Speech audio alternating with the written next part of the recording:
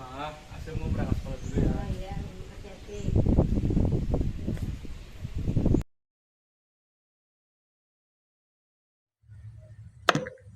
It also helps fight infection and heal wounds.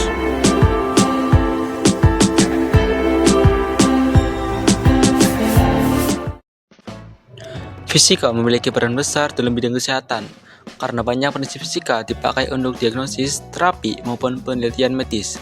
Alat transfusi darah adalah alat medis untuk memasukkan darah atau cairan, seperti infus, obat, plasma, langsung ke pembuluh darah pasien melalui vena. Alat ini juga memiliki dinamika gerak hukum Newton, impuls, dan momentum. Dinamika gerak Newton. Yang pertama ada hukum Newton 1, inersia. Benda akan tetap diam atau bergerak lurus peraturan jika ada gaya yang bekerja. Cairan dalam selang infus tidak akan mengalir kalau tidak ada gaya tekanan dari gravitasi. Kalau selang dijepit, cairan akan berhenti. Yang kedua ada hukum Newton 2, percepatan berbanding lurus dengan gaya dan berbanding terbalik dengan massa. Tekanan hidrostatik dirumuskan dengan P sama dengan rho kali G kali H, memberikan gaya pada cairan. Semakin tinggi posisi botol infus, semakin besar gaya dorong cairan, alirannya makin cepat. Yang ketiga ada hukum Newton 3, aksi-reaksi.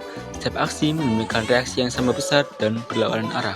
Saat cairan masuk ke pembuluh darah pasien, terjadi aksi dorongan cairan masuk. Tubuh pasien memberikan reaksi berupa tahanan balik tekanan darah. Impuls adalah perubahan momentum akibat gaya luar.